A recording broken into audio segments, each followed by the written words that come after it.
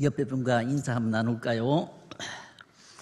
당신은 가정의 복덩어리십니다. 당신은 성빈교회의 매력 덩어리십니다.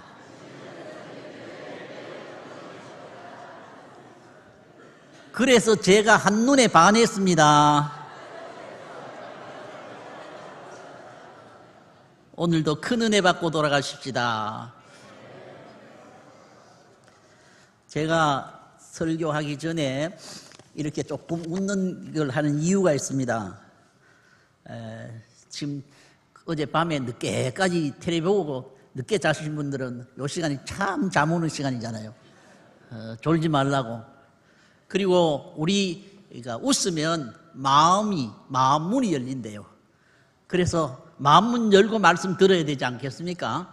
그래서 제가 그렇게 합니다. 김진홍 목사님께서 그 청계천에서 목회하실 때에 그 늑마주의들하고 같이 했거든요. 그런데 6개월 동안 교인들한테 설교를 준비를 열심히 했는데 전부 다 졸고 자고 있더래요.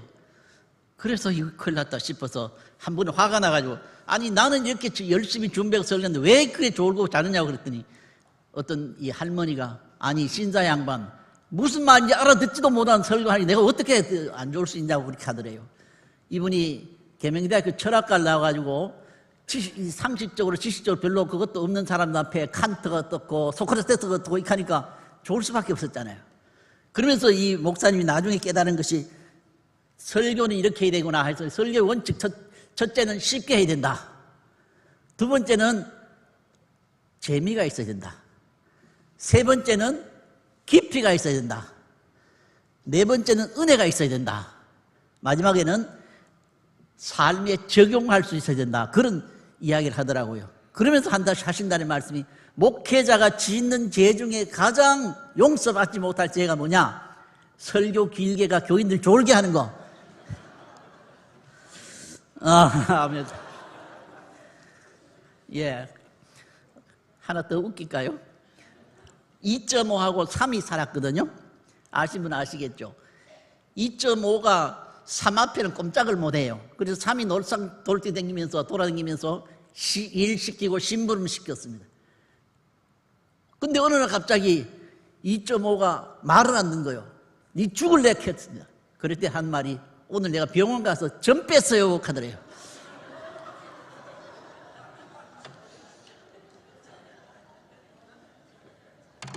오늘 설교 제목이 뭡니까?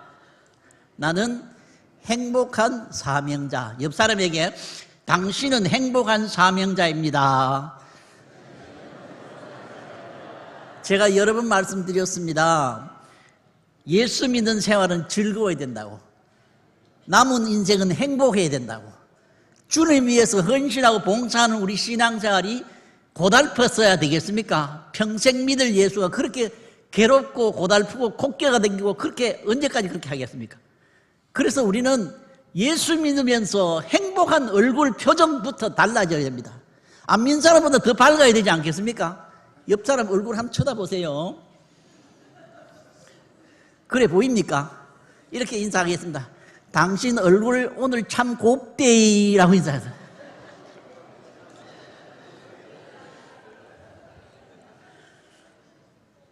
정말로 부탁드립니다. 예수 믿는 얼굴이 안 믿는 사람보다 밝아야지 전도가 되지. 밝아야지 예수 믿는 사람이 향기가 나타나죠. 그래서 오늘은 나는 행복한 사명자라는 제목으로 설교하면서 어떻게 하면 우리가 행복한 사명자로 살아갈 수 있을까? 이사야 말씀 통해서 세 가지로 살펴보기를 원합니다. 첫째, 하나님을 만나야 합니다. 오늘 본문에는 이사야라는 인물이 등장합니다. 이사야가 살던 당시의 시대 배경을 이사야서 1장에 잘 이야기합니다. 그 당시가 얼마나 타락하고 부패하고 사치스럽고 부정부패가 난무한 시대였던 것입니다.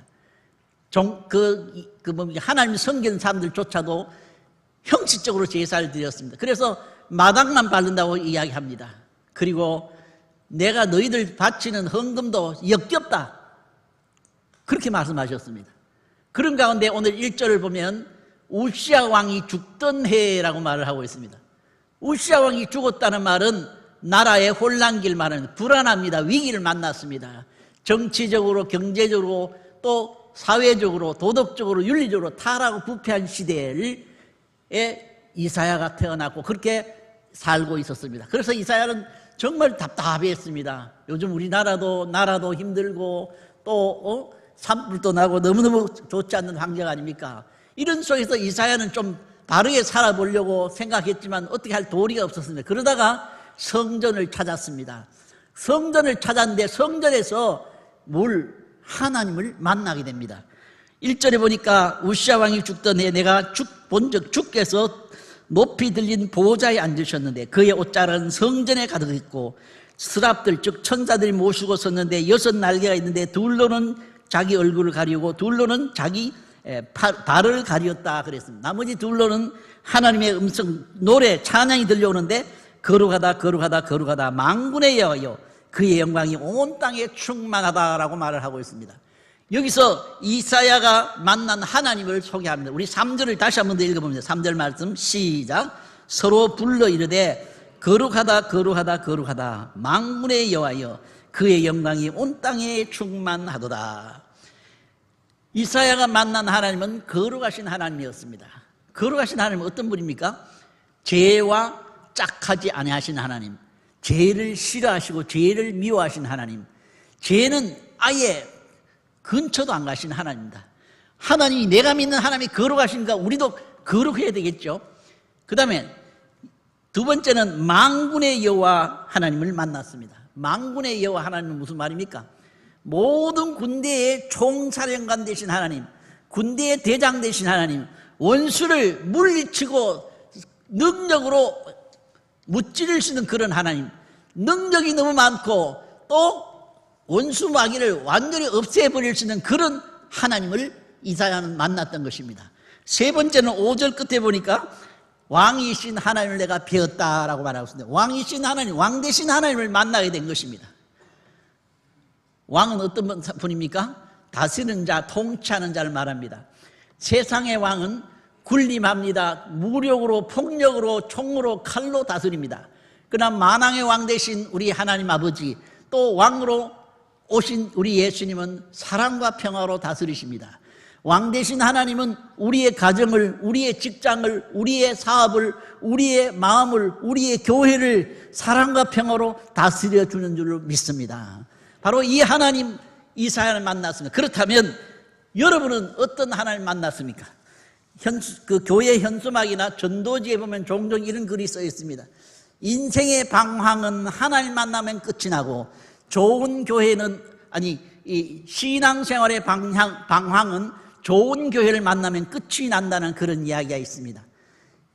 제가 대학 1학년 때 예수 믿었지 않겠습니까? 대학 시험 떨어져서 재수를 했습니다. 얼마나 많이 방황했는지 모릅니다. 키도 작고 몸도 약하고 또 눈도 너무 나쁘고 그래서 정말 밥맛도 없고 살맛도 그때는 없었어요. 열등의식, 패배감, 절망감, 등신감, 쪼다감 이런 안 좋은 감들을 많이 갖고 있었어. 그러다가 예수님 공부하면 성경만 만나가지고 제 인생이 완전히 달라지고 방황이 끝이 나지 않았습니까?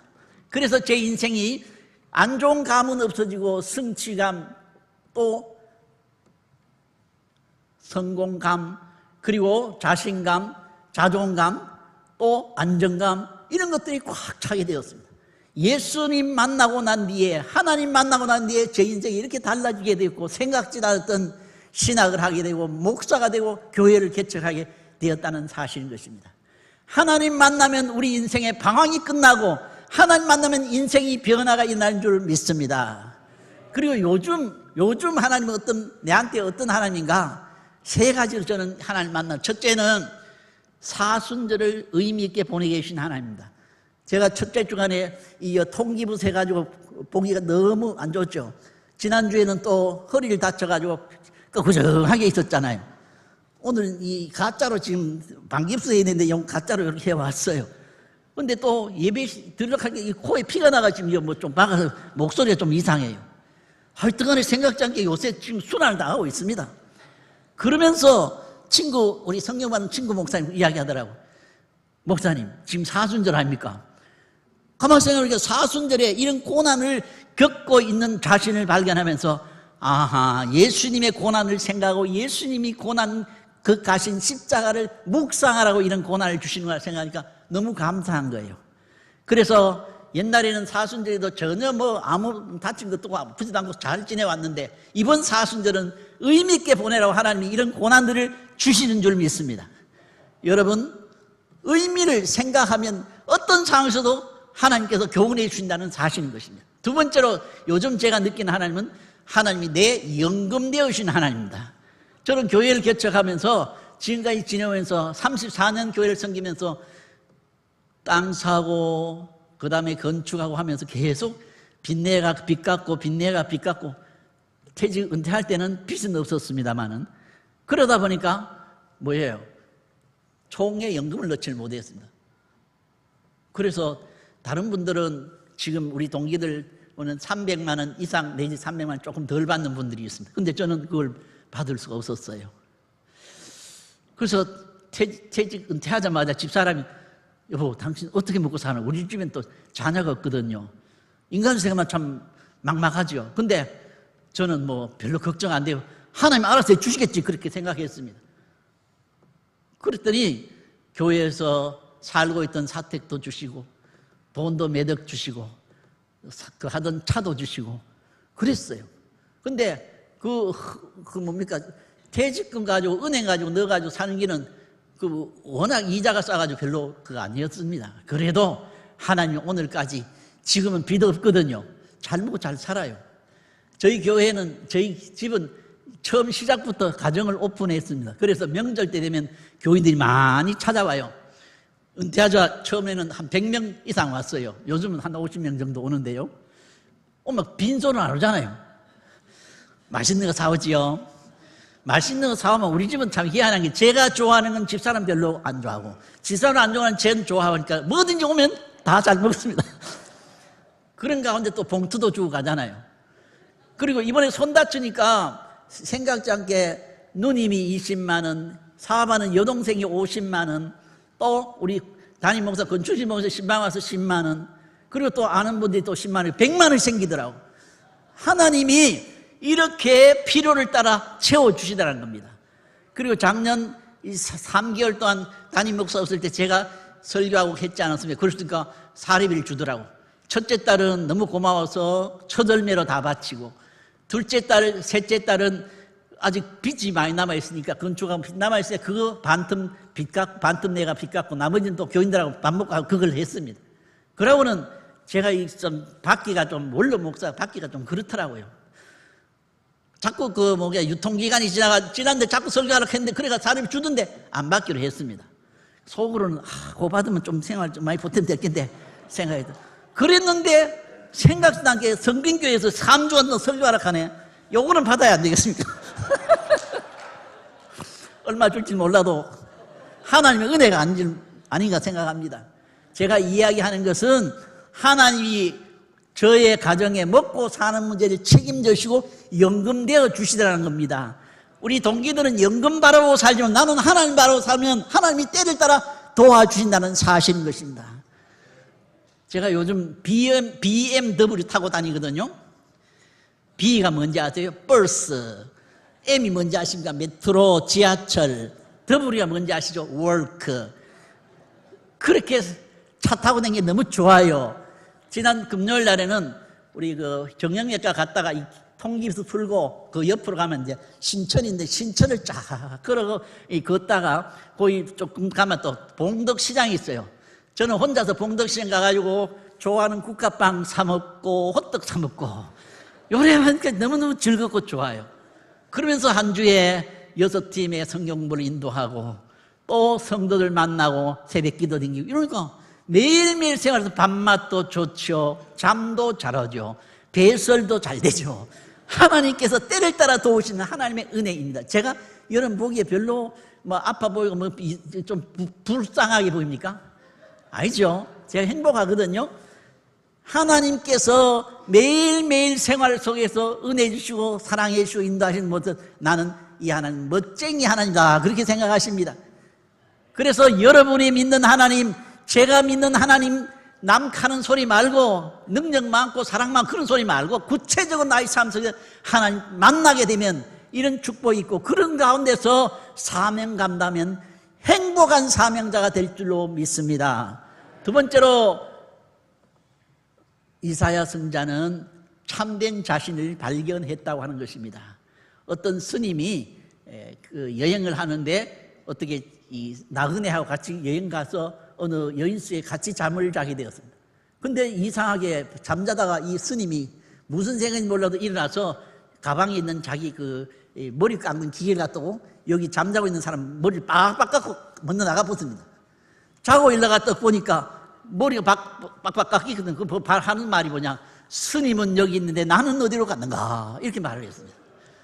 그리고 어떤 노신사가 밤늦게 공원에서 골똘히 고민에 쌓여 있었습니다. 그때 지나가던 경비원 아저씨가 당신 누구요? 라고 말했습니다. 아니, 내가 누군지 알면 익하고 있겠는가? 라고 대답을 했다고 합니다. 오늘 이 시대는 자기 자상실한 가운데 자상실의 시대를 살고 있습니다. 그럼 여러분 누구입니까? 물론 가정에 가면 아빠이고 엄마이고 며느리고 시어머니고 직장에 나가면 또 상사고 또 사원이고 그 뭡니까? 교회 오면 장로님이고 권사님이고 집사님이고 찬양대원이고 이럴 수 있습니다. 그러나 진짜 내 모습은 누구일까요? 그거 말고 나의 참된 모습 누구일까요? 오늘 읽은 5절 말씀, 5절을 같이 한번 읽어보겠습니다. 5절요. 시작. 그때 내가 말하되 화로다 나의 망하게 되었도다. 나는 입술이 부정한 사람이요 나는 입술이 부정한 백성 중에 거주하면서 만군의 여호와이신 왕을 배웠음이라 하였더라. 이사야는 오늘 말씀을 통해서 하나님을 먼저 만나고 난 뒤에 고백합니다. 나는 누구입니까? 입술이 부정한 사람이고 입술이 부정한 중에 그 백성 중에 거주하면서 만군의 여호와 하나님을 뵙기 때문에 나는 망할 수밖에 없는 자라는 사실을 고백하고 있습니다. 무슨 말입니까? 하나님 앞에서 자신을 바라볼 때 죽을 수밖에 없는 죄인이라는 사실을 이야기하고 있는 것입니다. 이사야는 잘났다고 생각했고 너희들보다 다르다고 생각했고 나는 나라도 걱정하고 여러모로 바르게 살려고 노력했다고 생각했는데 하나님 앞에서 비춰진 이사야의 모습은 화로다, 죽어 마땅한 자고 망할 수밖에 없다, 그렇게 말하고 있습니다. 사도 바울이 예수님 만나고 난 뒤에 뭐라고 고백했습니까? 그전에는 지가 제일 잘났는데 지금은 사도 바울이 말하는 나는 죄인 중에 괴수다, 만삭되지 못하여 난 자 같은 자다, 그리고 사도 중에 가장 작은 자다, 사도라 칭함받게도 감당치 못할 자다. 그래서 다른 사도보다 내가 더 열심히 충성하고 헌신하고 봉사한다고 고백하고 있습니다. 예수님께서 바닷가에 오셨습니다. 베드로가 밤새도록 고기 한 마리 잡지 못했습니다. 예수님이 깊은 데로 가서 그물을 내려 고기를 잡으라 했습니다. 그때 뭡니까? 고기가 그물이 찢어질 정도로 많이 잡았습니다. 그때 베드로는 예수님 발 앞에 엎드려서 물었는데 주여 나를 떠나소서 나는 죄인이로소이다 라고 고백하고 있습니다. 사랑하는 성도 여러분, 하나님을 만나고 하나님 앞에 설 때 우리는 철두철미하게 나는 죄인이라는 사실을 고백하고 또 그렇게 알아야 될 줄 믿습니다. 저는 죄인이라는 사실을 세 가지 점에서 찾아보는데요. 첫째는 음식 먹을 때 이거 안 버리려고 애를 했어요. 근데 알고 보면 와이사스 묻히고 커피 묻히고 국물 묻히고 하더라고. 근데 내만 묻힌 줄 알았더니 단사 묻힌 사람 많다 보이긴 해요. 이 무슨 이야기냐? 내가 아무리 세상 속에서 죄를 안 지려고 애를 쓰고 애를 써도 나는 별 수 없이 죄를 지을 수밖에 없는 존재, 즉 죄인이구나 하는 사실을 깨닫습니다. 제 이름이 신성훈 아닙니까? 거룩할 성자다가 훈훈할 훈자예요. 우리 할아버지가 지었는데 이름 잘 지은 것 같아요. 성경점이 있어가지고. 근데 신자는 원래 여권을 만들 때 잘못됐는데 SHIN이 돼야 되는데 제 이름에 영어로 SIN으로 턱티가 나왔더라고요. 그래서 이거 잘못됐다 싶어서 고치려고 하다가 하나님 얘한테 영감 주시는 SIN이 뭡니까? 죄 아닙니까? 죄인 성훈이구나. 그래서 여권을 볼 때마다 나는 죄인이다, 죄인이라는 사실을 깨닫게 해줍니다. 그리고 한 교회에 34년을 목회하면서 제가 얼마나 많이 실수했겠어요. 얼마나 말로도 행동으로 시행착오를 많이 하고 잘못된 그 방향을 하고 했겠습니까? 그래서 아, 나는 별 수 없이 죄인이구나 하는 사실을 고백합니다. 그리고 내 모습이 이렇게 다친 모습, 허리 ቁ꾸난 모습, 코피 나가지고 목소리도 지금 냉랭한 이상 목소리, 이게 바로 하나님 앞에 내 모습 아닌가 생각하니까 나는 죄인이라는 사실을 고백하지 않을 수 없습니다. 왜 제가 이런 이야기를 하는지 아십니까? 내가 진짜 죄인이라는 사실을 고백할 줄 알아야 십자가의 은혜, 예수님의 사랑, 예수님 나 같은 죄인 위해서 피 흘리신 사랑이 뜨겁게 가슴에 와닿게 되는 줄로 믿습니다. 그래서 하나님 앞에 죄인이라는 사실을 깨달으면 교만할 수가 없습니다. 옆 사람은 인사합니다. 아는 체 하지 마십시오. 잘난 체 하지 마세요. 있는 체 하지 마세요. 그런데 우리는 안 그렇잖아요. 지 좀 헌금 좀 많이 한다고, 지 좀 똑똑하다고, 지 좀 전도 많이 했다고, 지 좀 성경 지식 좀 많다고 잘난 체 합니다. 아는 체도 합니다. 이거는 하나님 앞에서 교만입니다. 교만. 우리 하나님 앞에 철두철미 내가 죄인인 걸 고백하고 참된 내 모습, 첫째도 겸손, 둘째도 겸손, 셋째도 성 어스틴이 말한 것처럼 겸손하시기를 주의 이름으로 축원합니다. 그런데 오늘 말씀 보면 이 이사야가 자신이 죄인이라는 것도 발견했지만 그 다음에는 7절 같이 읽어보면 7절 말씀요. 시작. 그것을 내 입술에 대며 이르되 보라 이것이 내 입에 닿았으니 내 악이 제하여졌고 내 죄가 사하여졌느니라.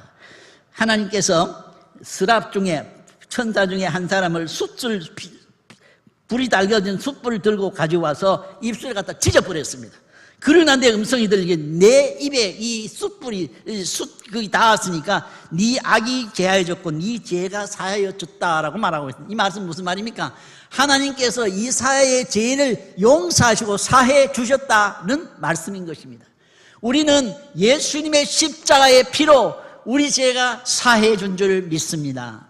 우리가 죄로 죽을 수밖에 없고 지옥 갈 수밖에 없었는데 아버지께서 독생자 예수를 이 땅에 보내시고 십자가에 못 박혀 죽으심으로 누구든지 예수를 믿기만 하면 용서하시고 죄에서 자유함 주시고 죄에서 해방 주시고 우리를 구원하셔서 하늘나라에 들어가게 하시는 놀라운 축복을 허락해 주신 줄로 믿습니다. 사랑하는 여러분, 제가 연속해서 3주간 연속해서 죄사함과 구원에 대한 이야기를 하고 있습니다. 여러분, 이 성민교회 교인 중에 한 사람이라도 구원받지 못하고 지옥 가면 안 되잖아요. 신학교 다닐 때 대구 삼덕교회 김상구 목사님 오셔서 신학생들에게 말씀을 전하면서 구원받았냐고 하시더라고요. 그래서 무슨 신학생 이런 질문 안 하시냐고 했는데 나중에 들어보니까 아니다. 신학생 중에서 심지어는 목사님 중에서 구원의 감격과 구원의 확신 없이 목회하는 분이 있을 수 있다는 사실을 발견하게 되었습니다. 하도 구원의 감격, 구원의 은혜 없으니까 무슨 파가 생겼으면 구원파가 생겼잖아요. 구원의 확신, 구원의 제3의 은혜, 이게 생겼단 말이에요. 구원 받으니까 받았다. 언제, 몇 년, 몇 월, 며칠 날 받나? 그러면 대답을 못 하거든. 그 구원 못 받아. 우리한테 와라. 이래가지고, 그 뭡니까? 구원파로 땡기는 그런 이단이 있단 말입니다. 저와 여러분들이 예수 믿으면서 내가 죄인이라는 사실도 알아야 되지만 용서받고 구원받을 수 없는 그런 죄인된 내가 예수님 통해서 구원받고 오늘 죽어도 천국 가게 됐다는 이 십자가의 사랑을 깊이 깨달을 수 있기를 바랍니다. 이 은혜, 이 사랑 깨달으면 기쁨으로 행복한 삶, 행복한 마음으로 사명을 감당하게 될 줄로 믿습니다. 제가 2000년도에 그 미국 뉴욕을 갔었는데 친구 목사하고 같이 영화관에 갔습니다. 너무 피곤해가 전 영화관은 잘 졸거든요. 자거든요. 근데 한참 그 하다 보니까 예수님이 십자가에 고난 당하시고 못 박힌 장면이 나오더라고요. 그 영화 제목이면 The Passion of Christ. 예수님이 십자가에 못 박힌 장면을 가장 실감나게 그려놓은 영화였습니다. 그거 깜짝 놀래가 그리고 정신 차려서 바로 예수님이 나 같은 죄인을 위해서 십자가에 못 박혀 돌아가시구나 생각하면서 십자가의 은혜를 사랑을 다시 한번 새롭게 가지면서 더 열심히 주를 위해서 살아야 되구나 하는 그런 다짐을 해본 적이 있습니다. 사랑하는 성도 여러분, 주님의 십자가 그리고 예수님이 내 죄 용서하시고 오늘 죽어도 천국 가게 하셨다.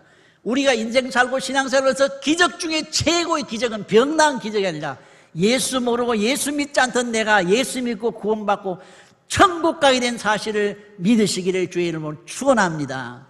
마지막 세 번째로 이사야는 사명을 새롭게 발견했다는 것입니다. 오늘 읽은 본문 8절 말씀을 함께 읽어봅니다. 8절입니다. 시작. 내가 또 주의 목소리를 들으니 주께서 이르시되 내가 누구를 보내며 누가 우리를 위하여 갈꼬 하시니 그때 내가 이르되 내가 여기 있나이다 나를 보내소서. 하나님의 음성이 이사야에게 들리기를 내가 누구를 보내며 누가 우리를 위하여 갈꼬.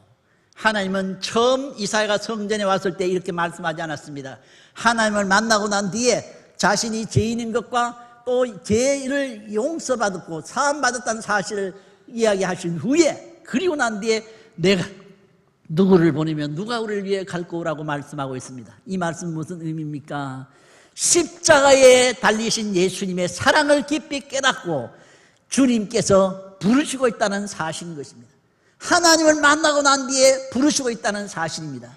그랬을 때 이 사명 감당하는 것은 부담이 아니라, 무거운 짐이 아니라 기쁜 마음으로 이 사명을 감당하게 된다는 것입니다. 여러분, 사명이 무슨 말입니까? 반드시 해야 할 일을 하는 것이 사명 아니겠습니까? 우리 국민교육헌장 제일 1번이 뭡니까? 우리는 민족 중의 역사적 사명을 띠고 이 땅에 태어났다. 우리는 민족 중의 역사적 사명을 가지고 이 세상에 태어난 것입니다. 그리고 창세기 1장 28절에 하나님이 그들에게 복을 주시며 이르시되 내가 그 생육하고 번성하여 땅에 충만하라, 땅을 정복하라, 바다의 고기와 공중의 새와 땅에 움직이는 모든 생물을 다스리라 말씀하셨습니다.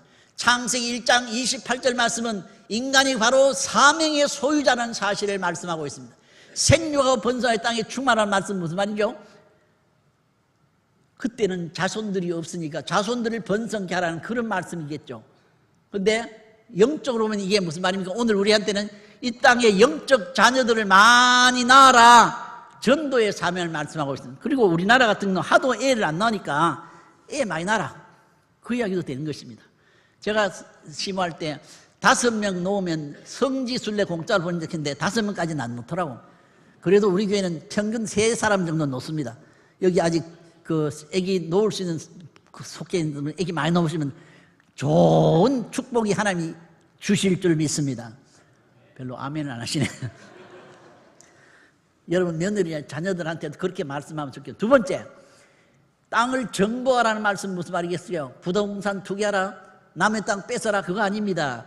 복음으로, 말씀으로 전 세계를 정복하라는 뜻입니다. 세계 선교를 감당하는 선교의 사명을 주시고 있습니다. 하나님은 우리에게, 우리나라의 기독교가 130~140년 돼서 여기 주셔서 이렇게 많은 사람이 예수 믿게 되었다면 우리도 복음의 빚진 자입니다. 그래서 세계에 가서 어느 곳에 가든지 선교하라, 선교의 사명 감당하라. 그래서 직접 가든지 아니면 뒤에서 기도로 물질로 후원하든지 이 선교의 사명을 감당해야 된다는 말씀인 것입니다. 그리고 여기에 땅을 정복하라는 말씀은 우리에게 주어진 환경, 우리에게 주어진 여건, 이거를 극복하고 투쟁하고 이겨내라. 다시 말하면 기독교는 원래 개척정신, 투쟁정신, 프론티어 정신이 있어야 되거든요. 우리는 주저앉고, 어려움이 생기면 주저앉고 뒤로 물러설 것이 아니고 앞을 향해 전진해야 하는데 개척정신과 투쟁정신을 가지고 살아가라는 것입니다. 그럴 때 하나님께서 인도하시고 역사하여 주신다는 것입니다. 마지막으로 모든 생물을 다스리라는 말씀은 하나님이 주신 모든 만물들을 잘 관리하는 청지기의 사명을 감당하라는 말씀을 하고 있는 것입니다. 하나님 우리에게 시간을 주셨습니다. 물질을 주셨습니다. 몸뚱아리를 주셨습니다. 여러 가지 직분을 주셨습니다. 직장을 주셨습니다. 이거 왜 주셨습니까? 하나님은 우리에게 이것을 열심히 잘 사용하고 청지기로서 사명을 감당하라고 주셨다는 사실을 말씀하고 있는 것입니다. 교회 안에는 세 부류의 꾼이 있어요. 꾼. 무슨 꾼이 있어요? 첫째는 말꾼이 있어요. 말꾼. 이 사람은 손 하나 까딱 안 하면서 늘상 말이 그리 많아. 늘 말로 다 해. 두 번째 사람은 구경꾼. 교회 다니는 10년, 20년 돼도 구경만 하고 한 번도 동참해서 헌신하고 봉사하지 않아. 이거 옳은 신앙생활 아니죠. 마지막에는 뭐예요? 일꾼입니다. 일꾼. 하나님 우리에게 일을, 직분을 맡겨주셨습니다. 우리에게 은사를 따라 직분 주셨거든요. 그걸 주님 주신 줄 알고 감사하고 사용해야 돼요. 한 달 이상 동안 오른 이 팔을 안 썼더니 힘이 하나도 없어졌어요. 어떤 분이 병원에 한 달 정도 입원해가지고 다리를 못 써보세요. 그 다음 걷기가 힘들어요. 무슨 말입니까? 하나님 내게 주신 은사, 내게 주신 직분을 해야 되는데 감당하고 있으면 이게 은사가 사그러져요.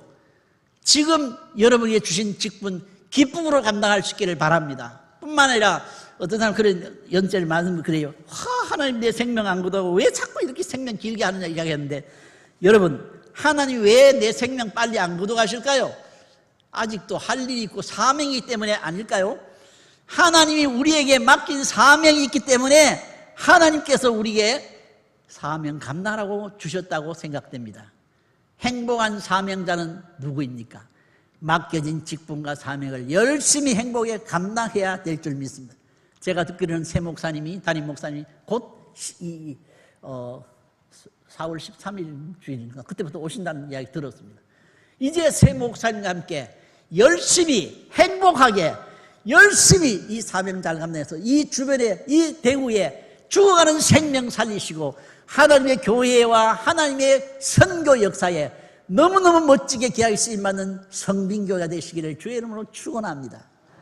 그렇게 하기 위해서 어떻게 해야 돼요? 행복한 사명자 위해 첫째 뭐 해야 된다고요? 하나님을 만나야 돼요. 두 번째 뭐 해야 된다고요? 내가 누구인지 깨달아야 돼요. 죄인은 깨닫고 제사함받은 걸 깨닫고, 세 번째 뭐예요? 사명을 발견해야 돼요. 이걸 잘 하셔서 우리 성빈교회가 앞으로 더 부흥 발전하고 성장해 나가길 바랍니다. 3주간 동안 여러분과 같이 너무 행복하고 좋았습니다. 저는 이제 물러갑니다. 저는 가더라도 여러분이 이 제단을 열심히 섬기시고 충성봉사 많이 해서 주의 영광 나타내시기를 주의 이름으로 축원합니다.